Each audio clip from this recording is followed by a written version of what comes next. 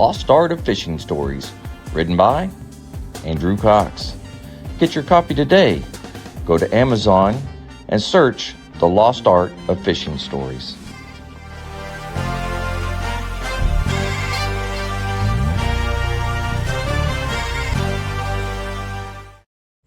The Lost Art Project, Veteran Voices with Andrew Cox.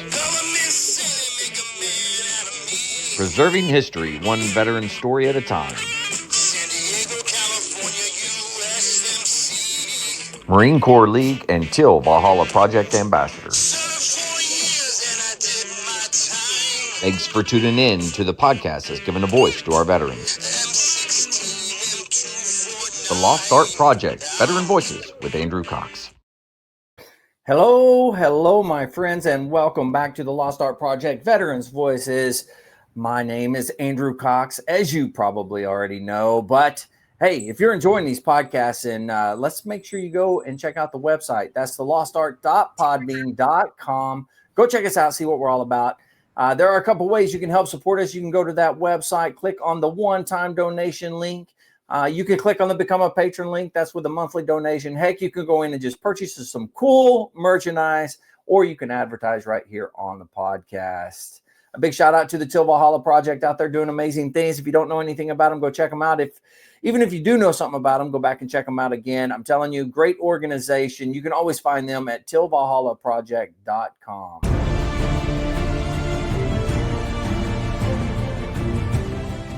Are you a Marine veteran? Are you missing that bond you had on active duty? Then I have a place for you. Join the only congressionally chartered Marine Corps Veteran Service Organization, the Marine Corps League. Get that brother and sisterhood back in your life.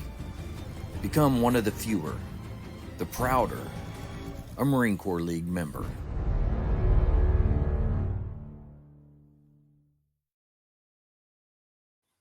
All right, here we are, man. I'm excited. We got a fireside chat going on tonight. We got our special guest, but before we get to him, let's talk to Mike. Mike, how you been doing out there in Georgia?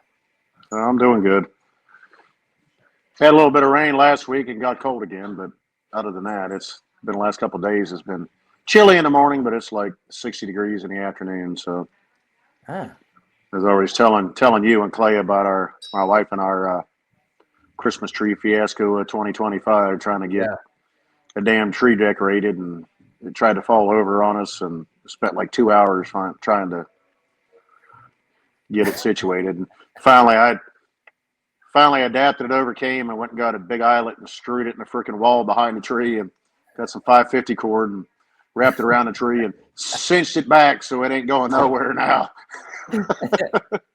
That's the way to do it right there. You got to use the 550 cord, baby. If anybody's got something to say about it, then they can come over and try to figure it out. It's still a little wonky standing there looking at it, and I was laughing last night, even this morning. I was like, man, that son of a gun is still leaking. She goes, I don't want to hear about it. I don't want to hear about it. And I was like, okay. And I walked around the front side. I was like, man. Well, that gives it a little trees character. they're not supposed to be perfect. That's right. It gives it character. They're not supposed to be perfect. Yep. Yeah. I just promise anybody walks in my house and says, your tree's leaning, I'm like, you son of a... I'm going to knock them out. I love it. All right. Well, we got our special guest here, man, Clay Williams, Army veteran. But how you been doing, man? I'm doing well. Thank you for asking, and thanks for having me on the show. I appreciate it. Nice meeting you, AJ and Mike. Absolutely. I'm going in and out, so I don't know if you guys can hear me or not. I can hear you. Yeah, you hear me? Okay. Yeah, you're good. That's good. That's good. That's a good sign. I'm excited that you're here. I'm excited to talk about your nonprofit, man. It should be good. A Hero's Promise. I'm looking forward to hearing all about that. I don't know about Mike, but I'm looking forward to it. But before we get into that, if you don't mind, just kind of run through like where you grew up, and then talk a little bit about your service, and then how you got into the nonprofit side. Yeah. So I grew up in Dallas-Fort Worth area in Texas. I was raised military brat from both my parents were Army, come from a long lineage of soldiers and sailors and airmen and Marines. And I was born at the Carswell Air Force Base in Fort Worth. It's now, I believe, a women's prison, so that's kind of funny. But yeah, so so I spent a majority of my elementary and middle school years there in Texas, and then my dad had a lot of medical issues. His Agent Orange, heart defects from Agent Orange, and all sorts of different things. And so, my high school years were spent in Northern California, Southern Oregon, and then in 2004 graduated and went into the service completely. My mom was big on college, and because my dad's 100%, I was getting college, and I was going to college at the age of 16, 17, and 18. And so I was working towards my associates at that time. And, just a multitude of things just came together, and it was like, I'm ready to go. And so 3 weeks after graduation, I took off to Fort Benning, Georgia, home of the infantry. Nice. So. Yeah. Just up the road from me. Yeah. Very nice. Very nice. And now tell us about like when you joined and everything, that's where you did your boot camp was down in Georgia? Correct. Okay. I got you. Basic training. What's that? Basic training. I think Marines call it boot camp. We call it basic training. Yeah, you're right. Basic training. Yeah. I got to get them all correct. I don't know. I always screw it up. So I just fall back to what I know. So that's right. It's the same thing. Yeah. So that's where I went to infantry school with the 2nd Battalion, 54th Infantry, and learned what being broke down really means and built back up. It was a tough, hard, awesome experience. Yeah. But you wouldn't trade it for anything, right? No, I wouldn't. I'd do it all over again. Yeah, exactly. And now, talk to me about kind of your career. You're like, where did you go? What did you do? What was the fun that was had? Yeah, so infantry. So it was all fun until it wasn't, right? So after Fort Benning, I went to Fort Lewis, now JBLM, and I was stationed there. My career. My career was short but impactful. I did 6 years, a little over 6 years, and when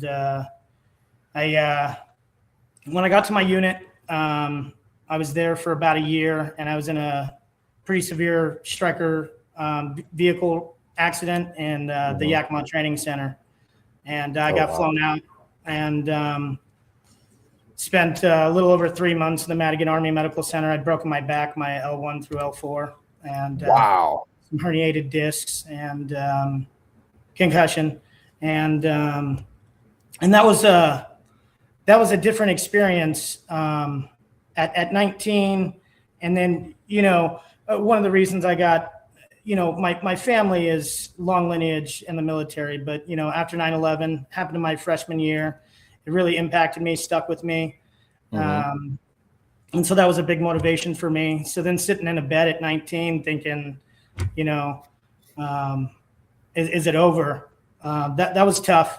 And I spent 9 months recuperating and was given the opportunity to either deploy with my unit in 06 or stay on Rear D. And so after some waivers, I was able to get on the deployment roster, and we deployed to Iraq in 06, 07. QRF for Baghdad, replaced 82nd Airborne, First Striker Brigade. So it was a new thing. It was big, powerful, and fast, right? So it was unexpected on their end, I think. Over the years, with Tropic Lightning and a few others that were there, we were there in 03, 04, and then Tropic Lightning replaced us 05, 06, and we went back 06, 07. Gotcha. We were the quick response force, the 1st Battalion, 23rd Infantry Regiment, the Tomahawks. Big fan of my unit. Only unit I know. Only unit I was in, and had some of the greatest leadership, some of the best people. Pretty amazing. Awesome. We had a tough tour. Yeah. In the 06-07 deployment, we were in Solder City for Christmas that year. Haifa Street. Oh, you went on Haifa mute, Street. please. Yeah, sorry about that. No, you're good. We were at the Battle of Haifa Street in January of 07. That was a very difficult month. The whole deployment was difficult, but that month, December in Solder City was tough. Baghdad alone was tough, and then back on Haifa Street in Baghdad in January was tough. And then as things started slowing up, the second Battle of Bakiba began, and so we got extended and sent down to Bakiba from Baghdad. The entire 3rd Brigade went down there for this. Wow. And spent the remaining deployment there. I had 3 IEDs hit my vehicle when I was in Iraq, and then we had a tough tour. It was a tough tour, and got home in September of 07, and got my EIB in 08, and then in 2009, I was doing a pre-ranger course, and I fell from the high wire about 21 feet, and back in the same areas, but added L5 vertebrae in there, and that was the end of my career there at 24 years old. And holy cow! Yeah, man, that's wild. So you broke your back once, broke it again. Oh man! Now how was the recovery on the second time? The second one was brutal and terrible because, to be honest, and I mean, I understand the Army's intent, but it sucked. So they pushed me out as soon as possible, right? So that happened around end of August 2009. I was out of the Army by January 26, 2010. So the healing time compared to the first time where there was a lot of support. At 19, easier to come back from things as well. First injury, not a big deal. But you had the support, right? So I got pushed from the Army into the VA system, and the support wasn't there. And I gained up to 426 pounds, was in a wheelchair, was going down a very slippery slope, and ended up getting put into the hospital in 2013. I had 4 ruptured ulcers, went into the OR, had emergency surgery, they gave me red dye as they were, looking to see where they were going to operate, went into anaphylactic shock, and died on the table for 15 seconds. Broke 6 ribs, CPR, bringing me back, and spent a total of 11 months in the Seattle VA Puget Sound medical system that year, 2013. It was kind of the breaking point for my 2 oldest kids, mom and us. It was just tough time for both of us, but definitely tough time for her, having to deal with, all of my medical issues, all my issues on top of 2 young kids. And so we ended up divorcing after that. When I got home, I had a come to Jesus moment when I was in that hospital. And, I grew up Baptist, I grew up a Christian, but I think I was just faking the funk. And when I truly surrendered, my life changed. And it was hard at first. It was extremely difficult. And so when I got out in late 2013, out of the hospital, started to make an effective change in my life, turned my life over to the Lord, and started with just getting up and moving, which was difficult at 426 pounds. On top of I didn't do the physical therapy right because I had gained so much weight, and I was just a blob at that point. That there is no, healing at that point. Now you have scar tissue. Now you have all of these different issues that on top of the weight that create barriers for you, right? Right. So water aerobics and bicycling became huge in my life, and I started to gain my life back. And during that transition, I was having a real hard time surrendering to the Lord, and doing my own thing, also having my pity party, and having my my depressional moments, just the things that go through.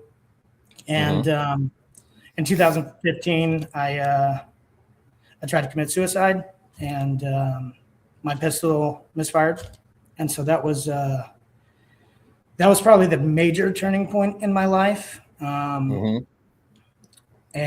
went and sought mental help. Went through some things back up in Seattle, and Right. And that was came through out of the that a lot VA. stronger. Yeah, That was with came out of that a lot stronger, and truly surrendered my life and said, I don't know what I'm doing, but I don't want to do whatever I'm doing anymore. I'm beat, I'm broken, I'm tired, Yeah. And so me and my best friend, who's no longer with us,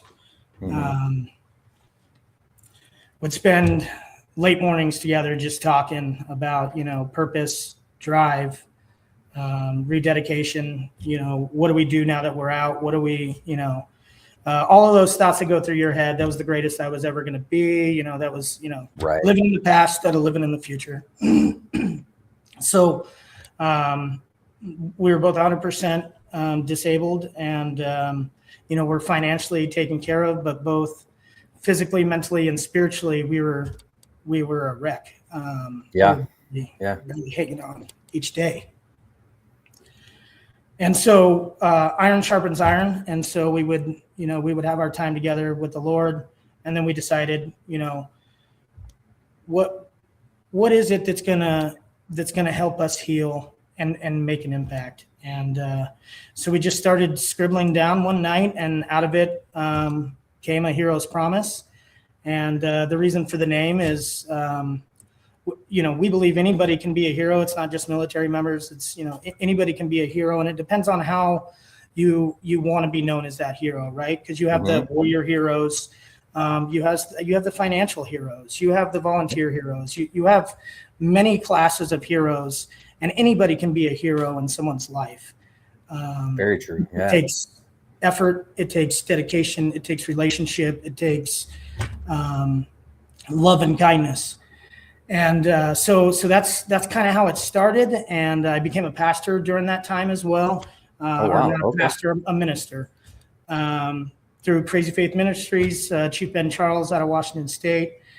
And that kind of started, with feeding homeless, washing homeless feet, just breaking down to the complete servitude, right? Of service, but in the Lord's name. And that just kind of grew. We got 3 different veterans off the street, 2 of which are up and doing well. They got off drugs. 1 got off alcohol.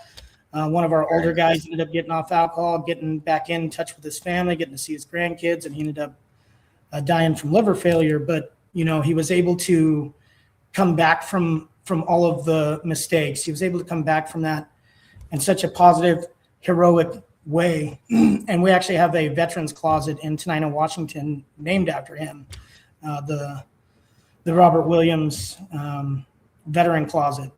And you can get hygiene products, camping gear, any of the things you need out of there. And in 2018, I ended up meeting this retired major, and we met at the VA. And we actually met in 2015 at the VA. We met up again on the streets of Olympia in 2018, and doing legislative affairs, doing different things. We were kind of in the same circle, and we ended up hitting it off. And he was in the first Battle of Bakuba. I was in the second Battle of Bakuba. Kind of went on from there. Both combat-related injury vets, and we just started bouncing things off, and he started helping out and doing so much for A Hero's Promise that in 2018 we ended up electing him as the executive director of the nonprofit. And he had a different outlook. For me and Jay back here, it was a healing for us. It was a selfish healing, to be honest. Looking back at it now, it was healing for me as much as it was service for others. But Right. Looking back at it, I feel selfish sometimes because what I thought I was doing for others, I was actually doing for myself and my soul and my healing. And yeah, so in 2019, we lost our brother Jay. And the suicide epidemic has been huge in the Tomahawk Battalion. We've lost so many, whether it's because of drugs, financial issues, alcohol, and we have buried more homes surviving the peace than we did in combat. And again, we had a tough tour where we lost many, and that was a whole nother aspect that shocked me and hurt me in a whole different way. And then Alan, our executive director, Alan Acosta, same scenario. He's got brothers that ended up committing suicide. And so we ended up starting a program out of that called the Warrior Adventure Outdoor Program. And it provides emotional support, stress outlet for veteran and survivor fellowship. So we would bring a guy from JBLM active duty, a veteran, and usually a Gold Star kiddo or a Gold Star father or a Gold Star spouse. And it was a unique situation to have all three of them together, and they're fishing and they're having a good time and they're healing and they're talking about their loved ones. They're talking about, their time on active duty. A active duty military member is getting to see what it looks like on the veteran side, giving out that knowledge of, make sure you're crossing your T's and dotting your I's type thing. And then being there for that Gold Star member. It turned out to be such great healing therapy that we incorporated canoe trips and trail walks. We have a Native American aspect to A Hero's Promise. We have Native American board members, Chief Ben Charles being one of them, where, singing, medicine walks, other things have been proven to be extremely beneficial in the healing process and the healing journey, specifically from combat trauma. And so it has just continued to grow over the last decade into this extremely impactful organization. But it is relationship based. So, we don't expect anybody to come to us. We go looking for that need. We find that need. We figure out a way to help in that process. One of them was with some of our older generation, weren't able to do the Warrior Adventure Outdoor Program. So we teamed up with the National Alliance for Mental Illness, NAMI, and created the first veteran-to-veteran peer support group in Washington State out of Thurston County, which is now a nationwide program through National Alliance for Mental Illness. And that created a whole different type. You can go to support groups at the VA, and I have nothing. I got my bad experiences with the VA for sure, but at the end of the day, I've been blessed to be at VAs that there were people that cared, that loved, that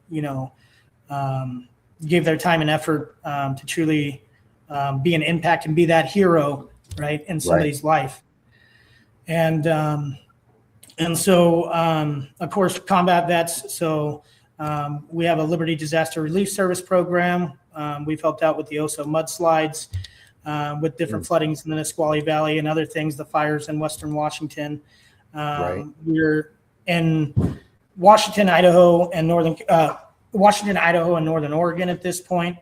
I moved out here to Waynesville, right outside of Fort Leonard Wood, recently. And so starting the chapter out here in a different aspect, different manner. It's different going from a force comm post to a TRADOC post, going from, combat readiness to training, right? It's a different atmosphere, different needs, still needs, but just different. How to how to attack those needs differently out here. Right. Yeah, that and makes so, sense. yeah. And you know, again, suicides are a huge issue, as we all know, in the veteran community, amongst active duty as well. I know, for example, at the Force Command and the trade outpost, you know, sometimes people don't get to go home for Christmas. Sometimes people don't get to go home for Thanksgiving. And we all need that support group. And if your day-to-day support group is gone and now you're stuck there, now you get into your mind, you get into that hole. And once you go down that rabbit hole, it's intense and it's incredibly difficult to get out of it. And for me, I know getting out of it, part of it was the VA and their pills.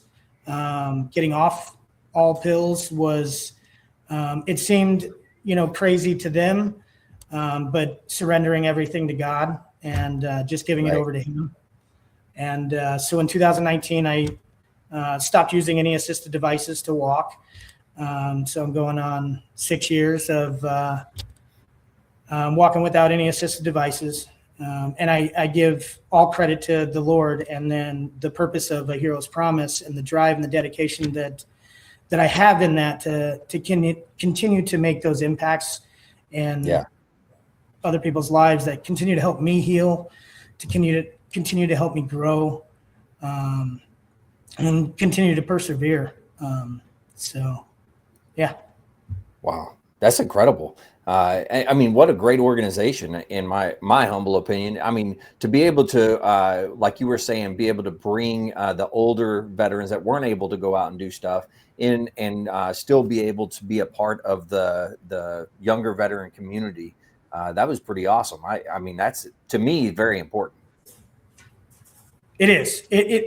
Well, and you see it as the need too, right? We have a Purple Star senior veteran program as well, and it's a support program. And you know what I've noticed is we're very good at taking care of children, especially veterans, right? We're there, we're present, we're active. The finance is there, but what we've really noticed as well is at the end of life, right? Our seniors. We've done over 300 funerals and memorials, and a lot of those have been for seniors that didn't have anybody. The Purple Star Veteran Program just started with me, Alan, and Jay, and my parents, and a few others, just going and visiting local life care centers. And you know, they're at their deathbed anyways, and so bringing children, bringing gifts, spending time just listening to them, giving them the time to talk. It's a healing journey for them on their way out, you know, and it's a tough thing to deal with. It definitely, you know, if you allow it, if you don't give it to the Lord, it'll weigh heavy on you, you know. And so you give it to the Lord, and you do what you can by being there for them. And that has been recently, that has been one of the most impactful programs for me. Originally, the Warrior Adventure Outdoor program was one of the biggest healings for me, with Gold Star children, with Gold Star fathers and mothers, including ones of those that I served with. And being a part of other organizations, Veteran Outdoors, For the Fallen, just different other organizations. I'm a Wounded Warrior alumni. Me and Alan both are. So being a part of those organizations, interacting, finding out their programs and where we can fit our veterans and the relationships that we built with these people into these programs that we don't offer, but are excellent programs, you know, the American Legion, the VFW, DAV. So, you know, another aspect of us is, you know, a networker where we build these relationships, whether it's on the streets, whether it's in homeless camps, whether it's in life care centers, whether it's in senior homes, whether it's on post in the active duty arena, in these other veteran organizations, just providing that education, that resource, that knowledge, and that connect, bringing everything together, you know. All of these organizations are great organizations that provide very valuable things to our community and to our veteran community specifically. But a lot of times you'll see a lot of them overlap each other.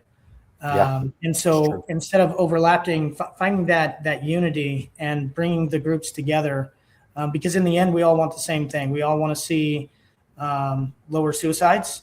We all want to see thriving in our veteran community, in our military community, amongst our families. We all want to see growth. We all want to continue to see the buildup, the leadership, the camaraderie, all of those things, even when you get out. And there's no reason why you can't. It does take time, dedication, but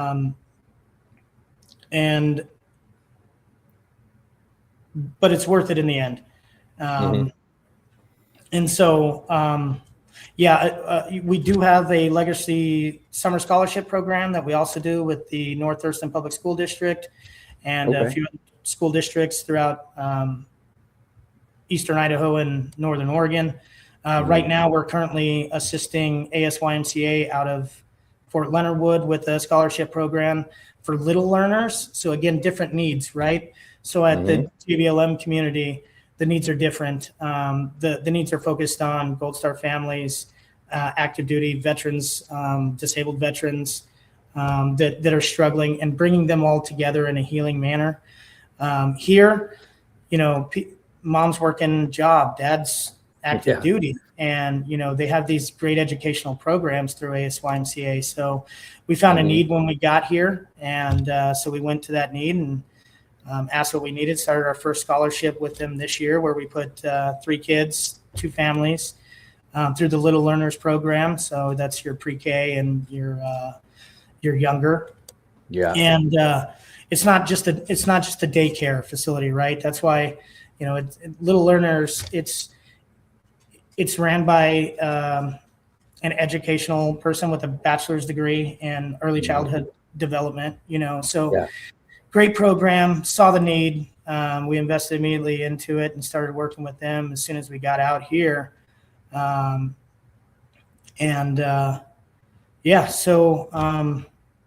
that is a incredibly vital thing that needs support in the military community. I was lucky whenever we had our kids, and I'm the military guy. I'm going to work. The wife, luckily, she worked from home. So we were able to, have somebody there with the kids all the time. But there are so many, especially the younger generation, that dad is out or mom, whoever's in the military is out doing the other, and then the other one's out trying to make a living too. Those kids, and it's tough to get into some of those programs. It is, and it's costly, right? Yeah. And every good program is going to be costly, right? Yeah. Heroes Promise runs off of a very minor budget of about $22,000 a year. None of us get paid. It's all volunteer. Our overhead is very minimal. Gas for the boats. I'm blessed to be a part of an incredible organization that is the 1st Battalion, 23rd Infantry Regiment Tomahawks, and the regiment has an association where Tommies from the Korean War, we just lost our last Korean War vet, but at one time it was Korean War vet all the way to now, continuing to support Tomahawks, their families, the Gold Star families that were left behind. And that has been a huge thing for me, brothers supporting brothers. Especially when it comes, like I said, we've in the Tomahawk arena, the Tomahawk family, we've been hit immensely by suicides, and it's been, and coming from someone who tried, right, and thank God, I'm sitting here today. The tens of thousands of impacts that we've now had wouldn't have happened, right? Very true. Yeah. My calling that I know to be my calling wouldn't have happened. It wouldn't have started. It wouldn't be what it is today. And I tell that story to all of them. Don't let an impulsive decision ruin your calling, ruin your purpose. Right. and maybe ruin's not the right word, but don't let it end, right? Don't let your story end that way. And that's been a difficult thing for me, struggling with. Fighting the spiritual battle is incredibly difficult.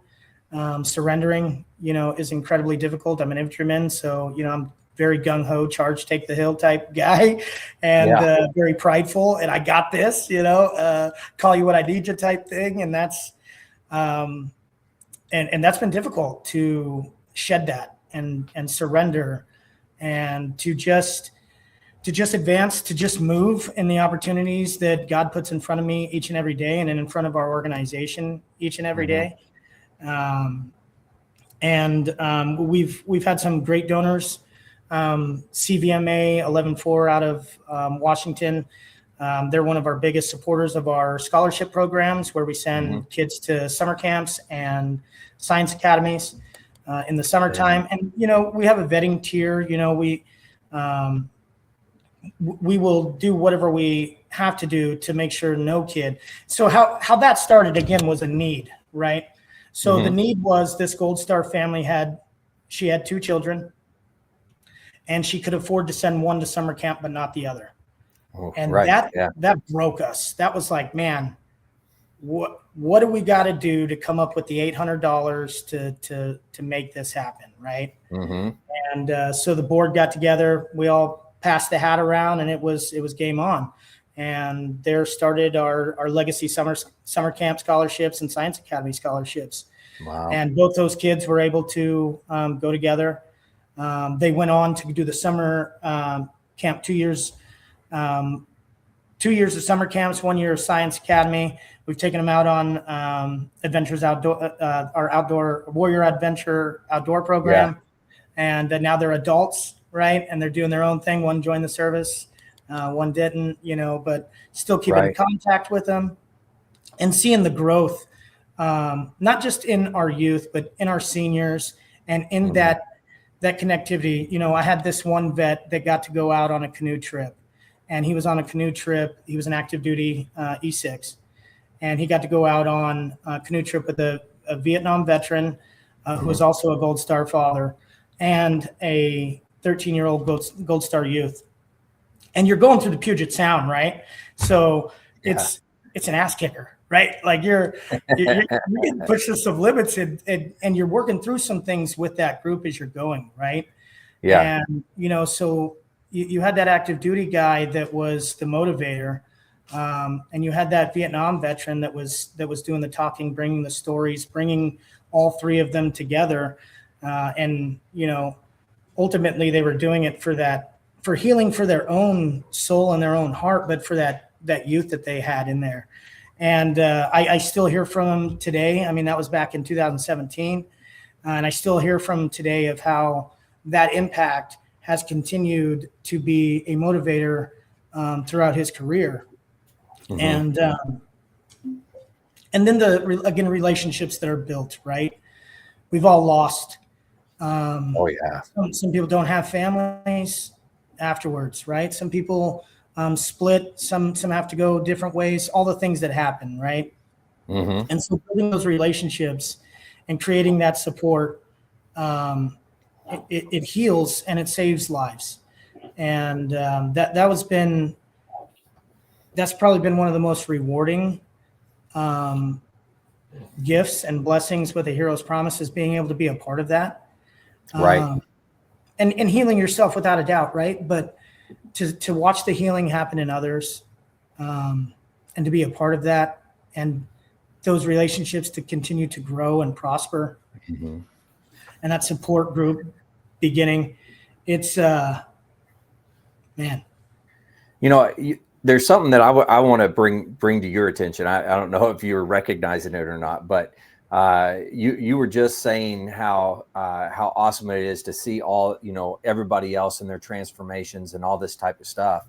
And it 100% true. I'm not negating that at all, but you also have to think, we as military and veterans, we don't want to ask for help, and it is hard for that. So you too, don't shy away from, I got healing out of it too, or because you did, man. And you're an example to those that are like, oh, well, no, I don't need to reach out for help or whatever. You're a perfect example of somebody that did, and it worked out, and it's good for you. So that's a fantastic thing, in my opinion. Absolutely. And purpose, the Lord giving that purpose, we have purpose in the military.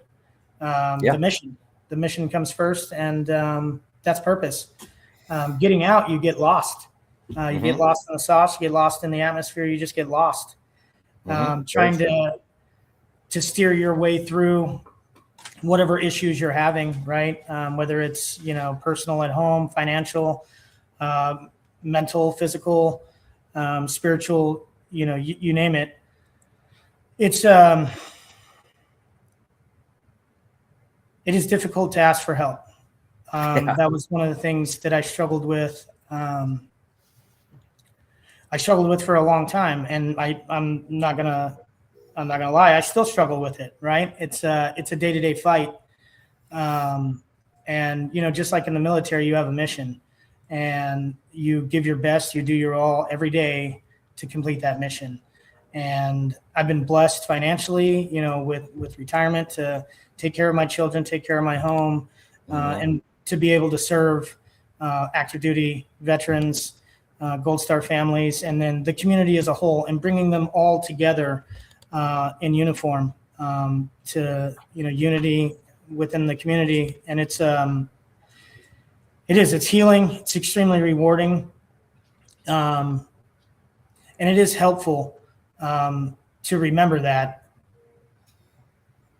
because we do bog down. We do get stuck in those ruts. We recently had a Tomahawk brother on the, I believe it was the 25th of October, ended up going off all of his meds and ended up committing suicide just a few months ago. And that triggered me, man.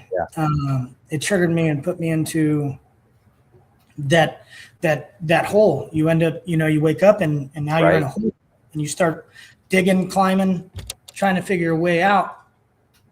And that's why these organizations are so important. Because of the relationships I've built, people immediately started to see what's going on. Hey, calling me, checking up on me, showing up, and sometimes we're either too lost or too far down to ask for help.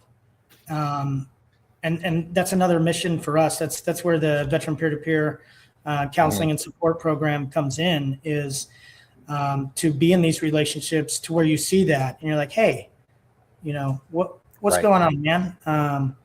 You don't got to be, you don't got to tell me if that's it, but let me be here with you. And at the end of the day, it always works out, right? They either open up, or it motivates them to start anew, reprioritizing, readjusting, right? Being able to get back into execution mode, focusing on the mission. It's incredibly healing, not just for me, but for the many that have been a part of it. Again, some that are no longer with us, some that are. And it's been an incredible opportunity to meet people, to see different, when you go through major traumas, it's real easy to fall into the poor me stage, right? Right. Feel sorry for me. I have a That's Tomahawk a difficult brother. stage to get out of. Right.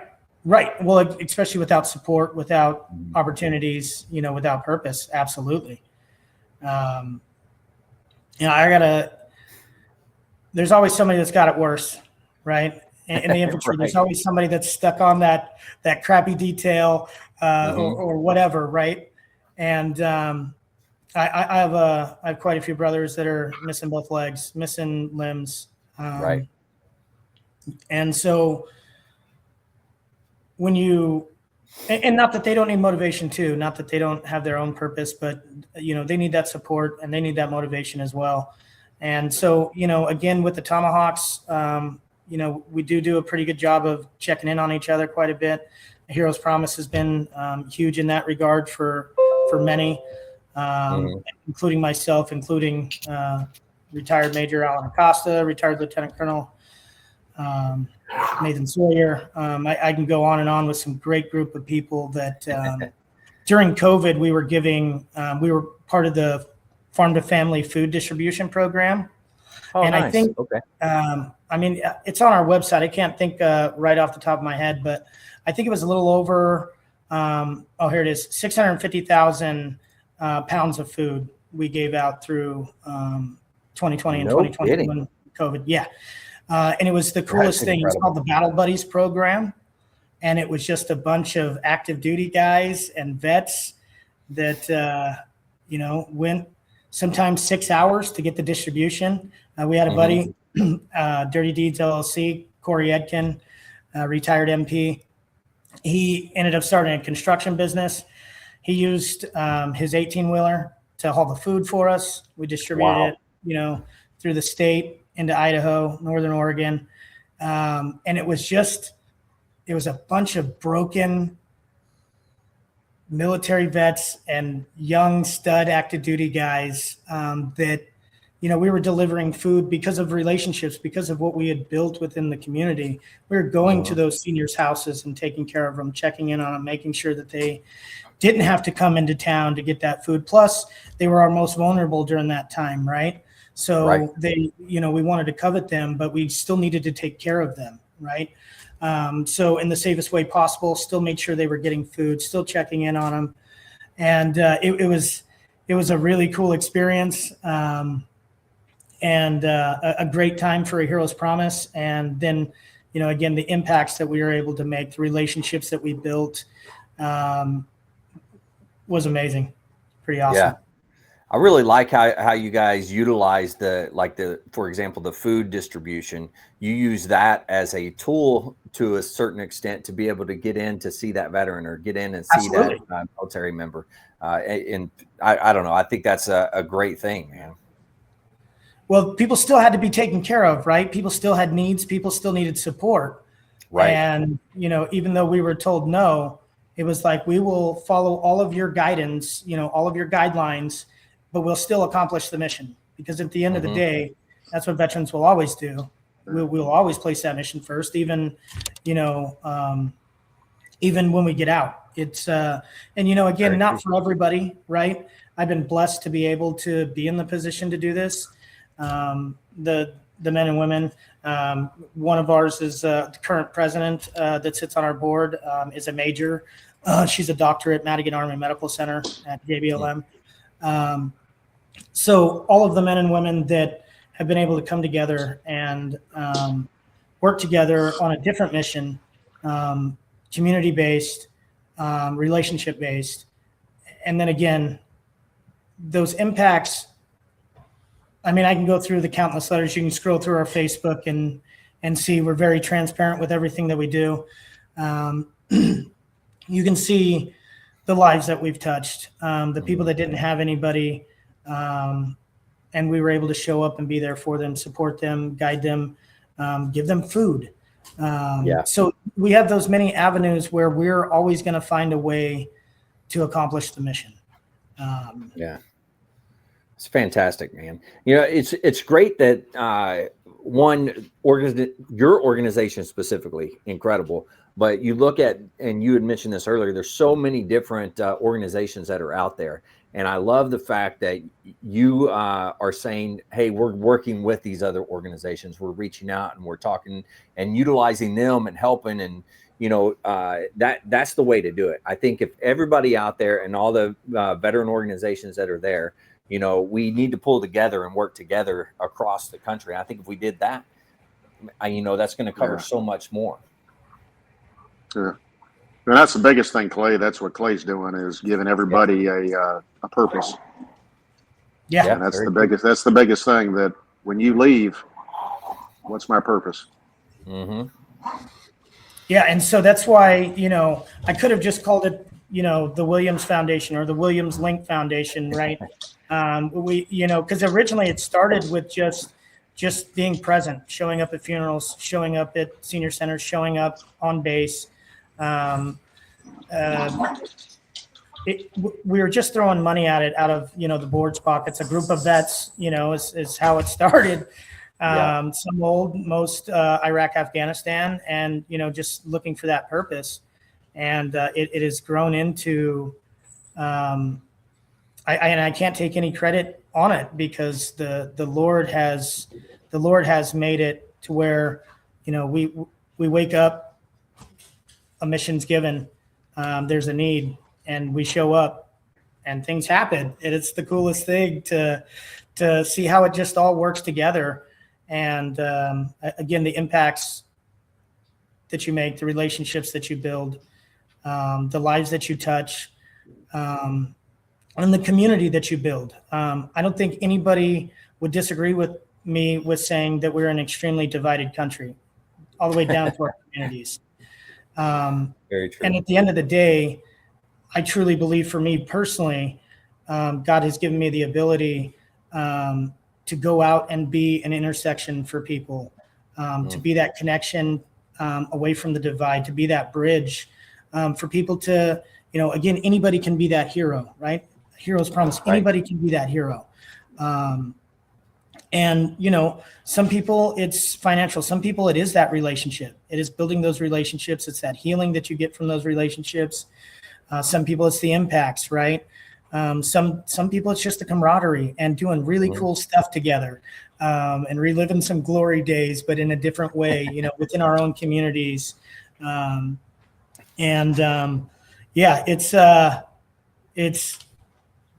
It's been amazing, and it's continuing to grow, and all the glory goes to God, to our, to my Savior Jesus Christ.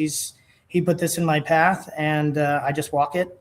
I'm just His tool, and I get to be a part of something so much bigger than myself, which was, one of the things that brought me into the military, right? Was being a part of something much bigger than myself. Right. And to be able to still be a part of that. And, again, a lot of our funding is internal funding.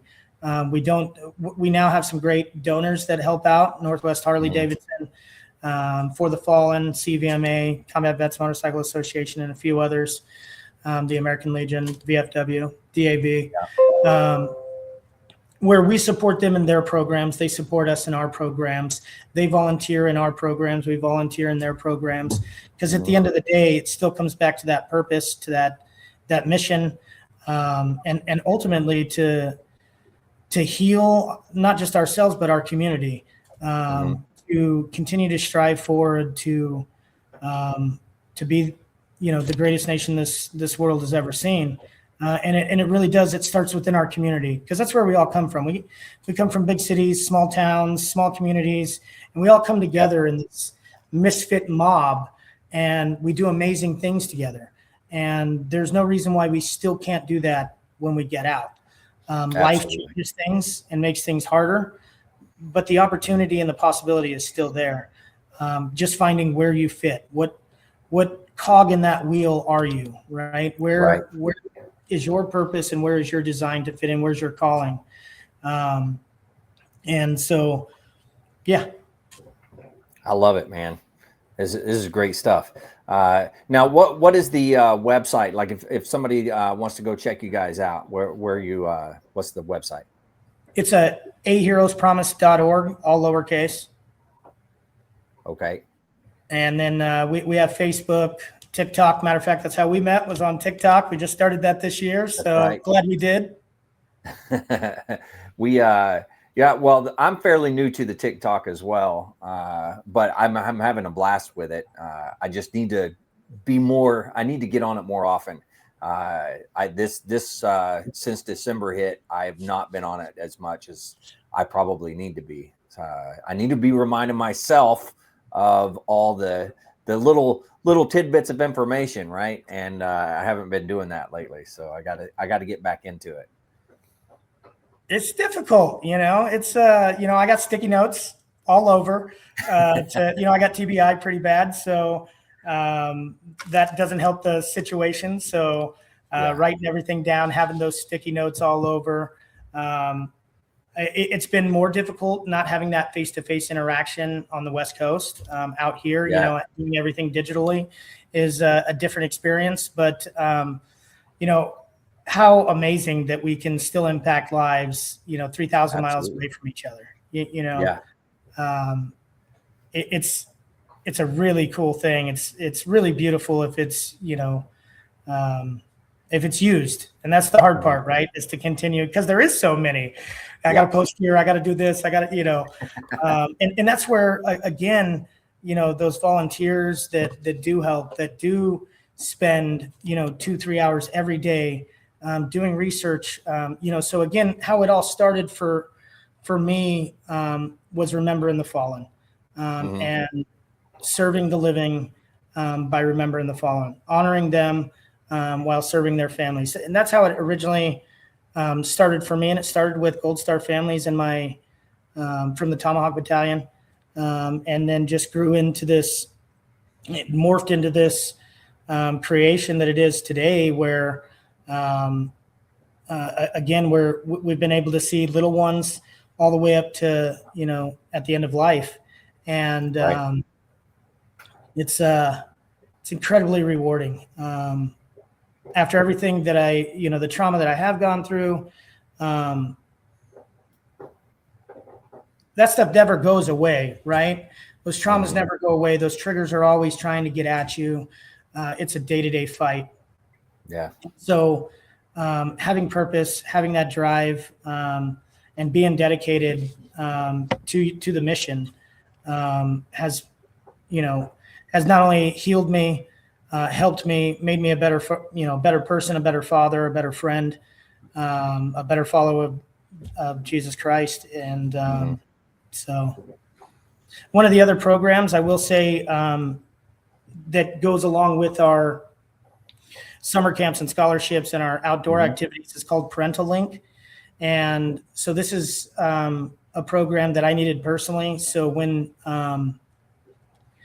me and my ex-wife, my older two kids, when we divorced, I was lost, right? I ended up moving into a tent, living in a tent for about 9 months, trying to find my purpose. And, out of that came a Hero's Promise. And then I was able, because of a Hero's Promise, I was elected in 2019 to the Cemetery Commission in Thurston County in Washington, where I got to help facilitate and take care of funerals, cemeteries, grave sites, where a lot of growth really happened was meeting these families, building those relationships, being there for them afterwards, right? You see a lot of the time where, people show up at that, they'll show up at that funeral, they'll show up at that memorial, and then it's gone, right? And that's where that relationship is key, because they need you. And that becomes your mission. And they're going without this year. First year is, one of the hardest. And so having that support and being there and growing that relationship, it's a blessing. Yeah. Man, I love it, man. Like I said, I love what you guys are doing.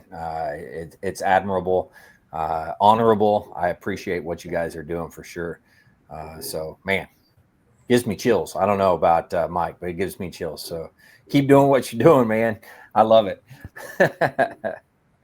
Absolutely. Mission. We stay focused on the mission. And, at the end of the day, our mission is, serving others and building our community, growing relationships, making impactful, effective change. However that may be. I never thought I would be, shoveling water out of houses and, eventually air drying it and, rebuilding and then, providing new support in that home with furniture and other things, just all the things that we've been able to be a part of. I couldn't have dreamed it up. Right. And so that's, again, where all the glory goes to the Lord for just using the tools. And he puts it all down, and we're just the tools that construct it. Right. Yeah, absolutely. Now, Mike, did you have any questions or comments or anything on your end? No, I was just enjoyed listening. I mean, honestly, yeah. I apologize. I was kind of seeing if I seemed like I was distracted. I kept looking here and there. Oh, you were making sure the tree doesn't fall over. Yeah. Yeah. I No, you're good, apologize, Mike. but no, you had a lot of good things. But like you were saying, the fact that you can get veterans involved and give them a purpose is the first step, I think, in all of it. And Andrew, you said it. You know, if we could get all these organizations on the same damn page, Yeah. where That's they could true all work effective change. together, if they could all work together, and You know what? There needs to be, and there may be this already. And if you know of it, please let me know. But all the different nonprofits, the veteran organizations that are out there, is there needs to be like a one database. I guess I would say a phone book type of thing, but whatever you call it. But a place where somebody could go, and it's just they're all listed there, and then it say what area you're in, and all this stuff. So if any veteran came in, it's a spreadsheet or somewhere that anybody could go to and find it and be able to say, hey man, contact this group. That group should be able to help you. And it's all regional. I mean, everywhere in the country. I mean, how many of you interviewed, Andrew? I mean, they're all over the country. Oh yeah. But they're all doing the same thing, but they're all offering different services on how they do it. And, from equine therapy to hunting, to fishing, to, it's amazing. But I mean, like your organization, what is it through the military? What is it where you could donate annually? Where we always. What the heck was it called? I don't remember. I know what you're talking about. Your monthly donation. Something. Oh man, I can't remember. It called? Yeah, I was literally sitting here most of this podcast, sitting there thinking, I'm like, what the heck was the name of that? It wasn't Goodwill or anything like that. It was, I can't remember. Somebody out there knows that. Please let us know. Yeah. Somebody will message it. But I mean, like that, is that something that you guys are a part of, or you're not able to because you're a nonprofit, or? So for us, what we noticed, because most of our board is a part of lifetime members of these other organizations, right? And what we noticed is money and finances it can help the mission, right? But it tends to be a hindrance more than anything, right? It creates animosity. It creates all of the things that we try to stay away from. So for us, I had a command sergeant major. He was my platoon sergeant at one time, but he was a command sergeant major, went back to command the Tomahawk Regiment. And he was looking at getting me in on it. And for us, what we had decided as a board is, because we're relationship based and community based, we want to focus in those areas. So that's where in like 2019, we started going to other organizations. For example, CVMA does a poker run every year, and they do it specifically for our program, the summer camp scholarships and the science academies. And, we get about $6,000 every year from them specifically for those programs. And so we've been able to work with other organizations for the fallen, and then local businesses, Harley Davidson in Olympia, huge supporters of ours. They give around $8,000 every year into our programs. But most of everything we get are, $50 here, $100 here. And it's from families and relationships that we've either been able to impact or that we work with. And so, for us, money has never been the issue. We find a way, right? So, for example, during COVID, it was like, let's, what was the word they were using? Not needed or whatever. I'm not sure what you're talking about there. When they were trying to do the lockdown and essential. Essential personnel or something like that? Yeah. Is that what you're talking about? So, we made ourselves essential. We put in the paperwork, did what we needed to do, became a distribution for the farmer to family food program. And we made it happen. And I think that's what's so amazing about veterans and the military community It's because of not just our training, but because of what we learned together and how we group together and how we work as a unit. Using that on the outside and being leaders in our community, however that is. Again, being a hero in someone's life, and making that promise to them. So financially, the Lord's always provided for us. I mean, again, when people do look at everything we do, they go, "You're doing this off of a $22,000 budget. How is that even possible?" We don't know. We just keep moving forward, and opportunities get placed in front of us, and we see a need and we're able to help and network and, just accomplish the mission. Right.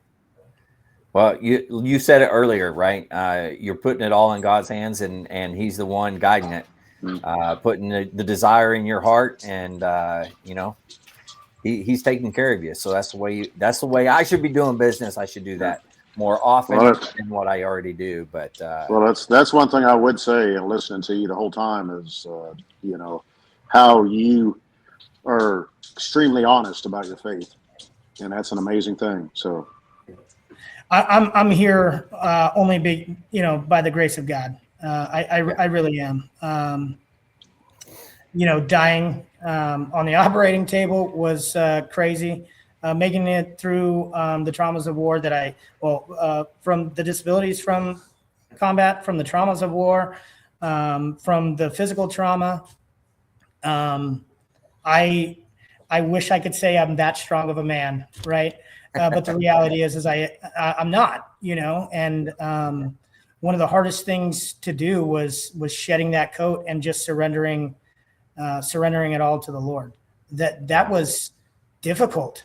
And there's days that it's easier and days that it's harder, but I truly wouldn't be here today, and I wouldn't be able to do what I do and the impacts we've made if it wasn't for the Lord. And I think almost every board member, if not every board member on our board, would say the same thing. We've all had our unique situations that ended us here together. And, again, just like in the military where, the bands of misfits just come together and they unite and they do amazing things. Right. And they take care of each other and they accomplish the mission. And, my dad was a tunnel rat in Vietnam, and there was only about 7 of them that made it out of that. But him and his best friend that did make it out, they're still friends to this day. They still talk once a week. Wow. And honestly, I don't know if my mother or my father would have made it through without that type of support. So, again, it comes, and my parents are board members, of course, as well. The guy back here that's no longer with us, Mr. Jason Link, me and him founded it with my mom, and my mom put the initial, $10,000 down to just get us rolling our first year. And it all has just continued to grow into this amazing organization that's ever evolving, right? Because life changes on us so much. You have to be adaptable, and you have to stay focused on the needs of your community. It's easy to focus on national. It's easy to focus on the global. It's easy to focus on all those things. But then we miss what's right in front of us. Like I said, we have so many success stories, from drugs and alcohol, homelessness, to being leaders in their community, city council members, business owners. So no matter how hard you fall down that hole, no matter how deep you get in your mind, in your spiritual battle, your physical battle, you name it, you can come out of it. For me, it was my Lord and Savior Jesus Christ, and for others, it's whatever. And at the end of the day, we are focused on spiritual life. We again, we use the medicine walk. We use native culture to help healing with, I'd probably say around 500-600 vets have used that program to heal. And then they end up getting into other things that they find, getting into, scouting and helping the youth, survivability, life skills, personal skills, and leadership skills. And it's a beautiful thing to watch, to be a part of that also, right? Like we don't have to, and that's what I really stress to a lot of these organizations that I'm a part of, is there should be no competing, right? Because we all have the same mission, and you handle the mission in a certain area in a certain way, and it's needed.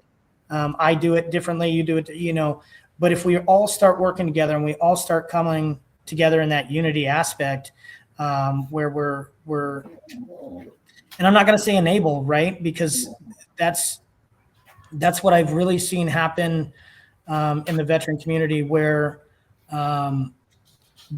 people need a hand up. They don't need handouts. They don't need to be enabled. They don't need to be stuck. Sometimes the truth hurts. For me, it was, pain sucks. You're being fat and lazy, dude. Get the hell up and accomplish the mission. That's hard though, right? Yeah, absolutely. Yeah. And so, yeah. Yeah, just the initial get up and go of everything. It doesn't matter what it is, whether it's weight loss, whether it's just depression and sitting in your home, getting up and moving and going somewhere and doing something. That's the part that is the hardest. Is that initial step. Never gets easier. The initial step, at least. No, you're absolutely right. And I'm gonna tell a story about a brother of mine. He's my best friend. He's my business partner. We have a collectible store that we run together. That's another major supporter of A Hero's Promise. 25% of everything that we make off of our store goes into our programs. Very cool. And because we can be prideful in the military, right? We have the uniform, we have the looks, we have all the things. It's easy to get prideful. Right. And so, working, and then taking that and using it for those great deeds and those good things, is huge. But one of our board members, when I first met him, I had been getting calls, from neighbors and people I knew that knew him. And they're like, "Hey man, we ain't seen this dude leave his house in 4 years." And it turned out to be almost 8 years that he hadn't left his house. Wow. And so during COVID, I went and knocked on his door, and it took about 3 weeks. He was very untrusting at first and everything, and so I had to build that relationship with him. And then next thing you know, he's delivering food to Idaho, and Wow. learned how to forklift, and or he already knew how to forklift, but using the forklift to take the food boxes out of the truck and onto the truck, and doing all the things. And now he's a board member of our board, and continues to do amazing things. And so it really comes back to those relationships, right? And being a hero in someone's life. No judgment, just a hand up. Again, trust but verify, right? So Yeah. We're not in the game to enable. We're not in the game to, if that's the route you want to go, that's the route you want to go. That's your choice. If you want a different route, if you want a better route, in my opinion, if you want to grow, we got to make some changes. Change is hard. And that's where that relationship, has to be instilled, because without that, without that relationship, there isn't support. And without support, it's hard to move forward. It's hard to get up. It's hard to just take that initial step. So I could go on all night on the different stories and amazing things that we've been able to be a part of. But, in the end, it doesn't matter if it's A Hero's Promise, if it's the VFW, if it's Wounded Warrior, whatever it is, find your spot in that wheel, right? Find which cog you are, and grow that and build that relationship and lead. We are we are trained to be leaders, both on the battlefield and in the rear, right? Mm-hmm. And whether it's training, whether it's in the community, you name it, that is one of the number one things that the military teaches you. And what I always tell everybody is use that leadership effectively in your community, whether that's at your church, whether it's at your school, whatever it is. Start growing those relationships, use that leadership. And, veterans have always stood in the community. They've always been the first to jump. They've always been the first to lead. And I think now more than ever, it's extremely important for veterans to be a part of their community, growing their community. Today, we had our last board meeting for the senior center out here. I sit on the board, and they do frozen meals to doorsteps of people that are homebound, that aren't able to go. Even if it's just being a part of something like that seems so small to you, there's 84 people where I'm at that rely on that. And you're a hero in their life by doing it. So I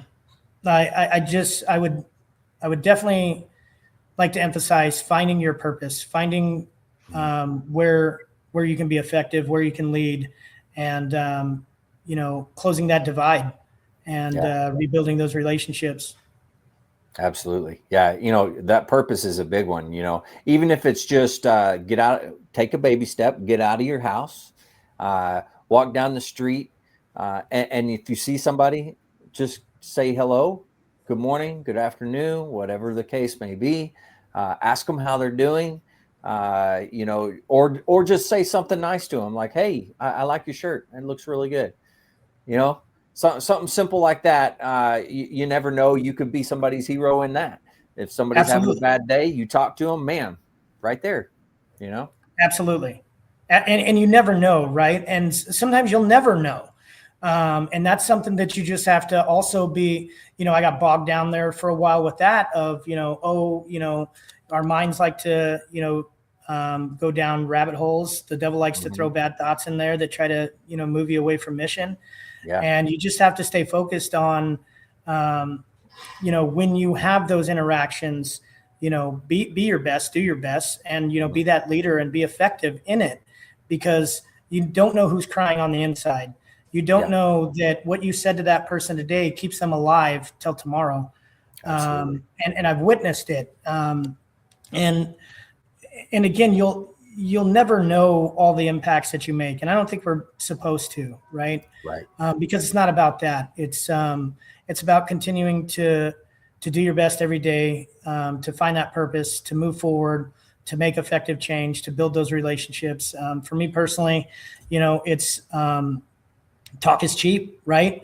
So actions are what I'm about. I'm an infantryman, right? So again, I'm going to take that hill.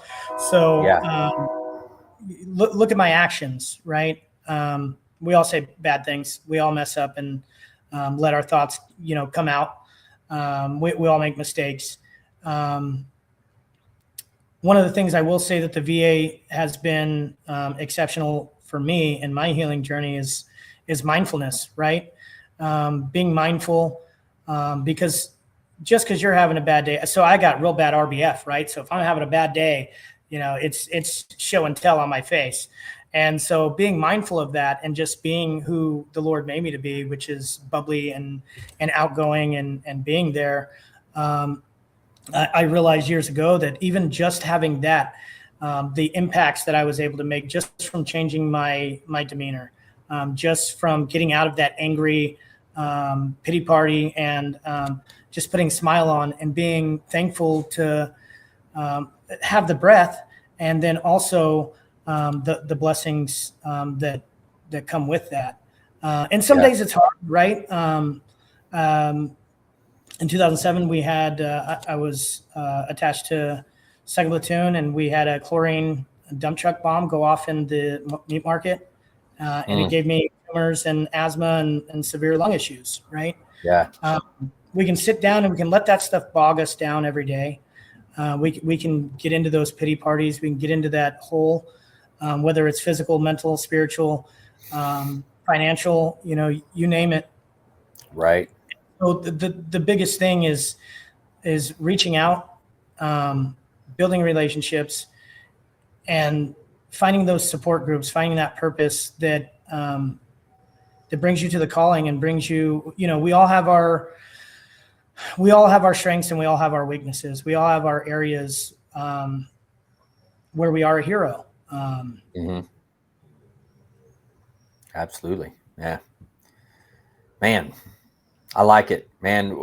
We gotta get together more often, have you on, chat more often. This is good. But hey, thanks for coming on and doing this. I've enjoyed myself. Hopefully you've enjoyed yourself. And we're going to have you back on again. One, I want to hear your story in a little more detail if you didn't mind sharing it.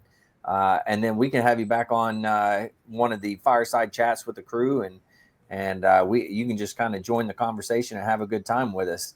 But man, I enjoyed talking to you, and thank you for what you're doing. Absolutely. Thank you guys for having me. And I'd love to, continue. I mean, again, being able to use the platforms and the tools that are available to us to continue to make those impacts like tonight. So I appreciate you guys. And thank you so much for having me on. Yeah, absolutely. Well, hey, we always try to end up the podcast with words of wisdom, is what we call it here. And I'll have Mike go first, so you can kind of get an idea of what it is, and then I'll let you go. But this is a fun thing that we do. It's up to you, whatever you want to give what words of wisdom. But we'll jump into that real quick.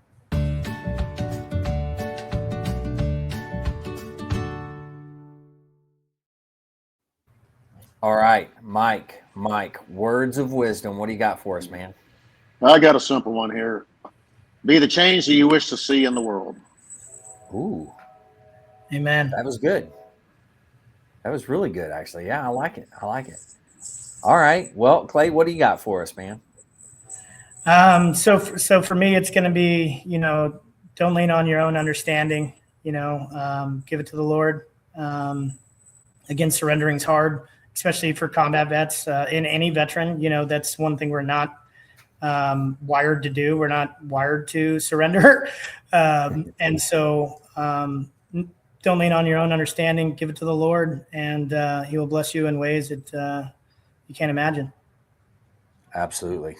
Yeah. Very well said, man. Well, Clay, thank you for what you're doing. For everybody out there, aheroespromise.org. Go check them out. If there's ways you can help them, please do so. Whether it's volunteer, whether it's financial or whatever, throwing them a prayer even, whatever it is that you can help with, please do so. But man, Clay, thanks for coming on. I had a great time, and God bless you for what you're doing, man. It's admirable. I love it. So keep doing what you're doing, though. Thank you, guys. Yeah, absolutely. All right. I'm going to close this out here. To all the listeners out there, if you're struggling, need help, anything like that, don't forget the VA does have some great resources. You can always dial 988, press option 1. You can always text 838-255, or you can go to veteranscrisisline.net, click on that chat icon.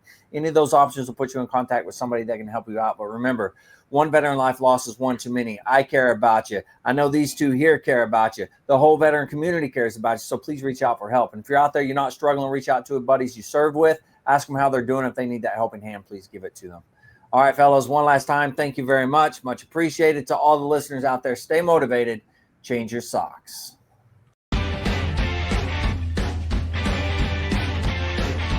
No more 22.